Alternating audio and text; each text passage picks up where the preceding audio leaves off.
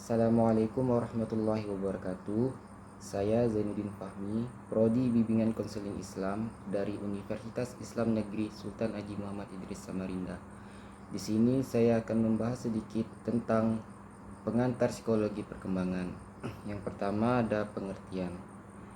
Perkembangan ialah mengacu pada kesinambungan dan perubahan sistematis pada individu yang terjadi antara pembuahan, seperti halnya ketika sperma ayam menembus sel telur ibu menciptakan organisme baru dan kematian.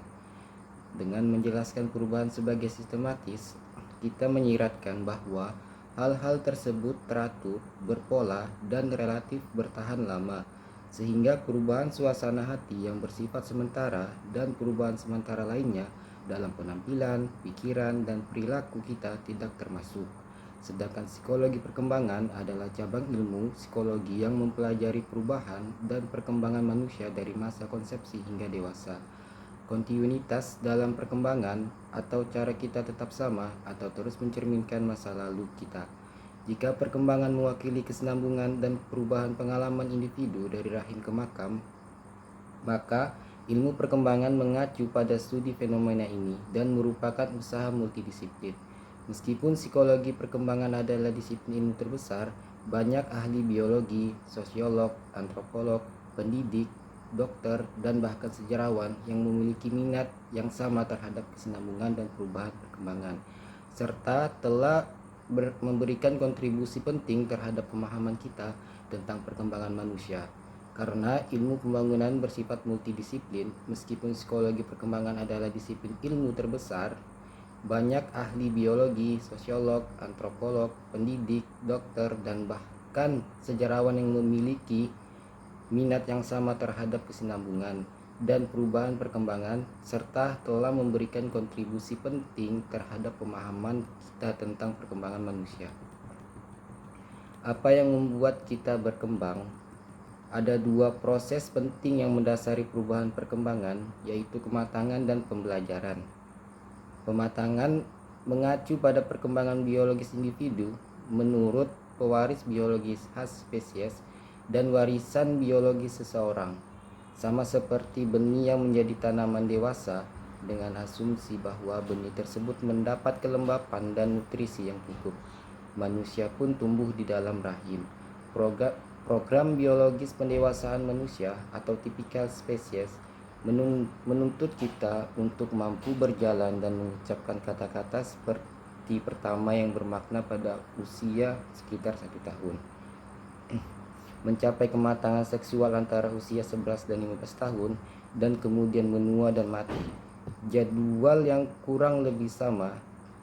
Kedewasaan ikut bertanggung jawab atas perubahan psikologis seperti peningkatan kemampuan kita untuk berkonsentrasi, memecahkan masalah, dan memahami pikiran atau perasaan orang lain. Jadi salah satu alasan mengapa kita manusia begitu mirip dengan banyak hal adalah karena faktor keturunan yang sama yang memandu kita melalui banyak perubahan perkembangan yang sama pada titik yang sama dalam hidup kita. Proses perkembangan penting yang kedua ialah pembelajaran. Adalah sedang belajar atau proses yang kita lalui. Pengalaman menghasilkan perubahan yang relatif permanen pada perasaan, pikiran, dan perilaku kita. Mari kita perhatikan contoh yang sangat sederhana. Meskipun tingkat kematangan fisik tertentu diperlukan sebelum seorang anak sekolah dasar dapat menjadi mahir dalam menggiring bola-bola basket, pengajaran yang cermat dan latihan berjam-jam sangat penting jika anak ini ingin mendekati keterampilan penanganan bola seorang anak.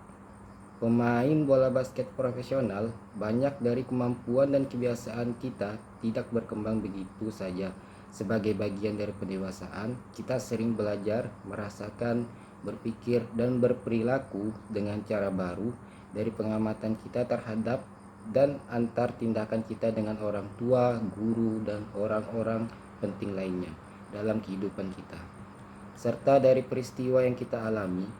Ini berarti bahwa kita berubah sebagai respons terhadap kita, lingkungan, khususnya dalam menanggapi tindakan dan reaksi orang-orang di sekitar kita. Tentu saja sebagian besar perubahan perkembangan adalah akibat dari keduanya, yaitu pematangan dan pembelajaran.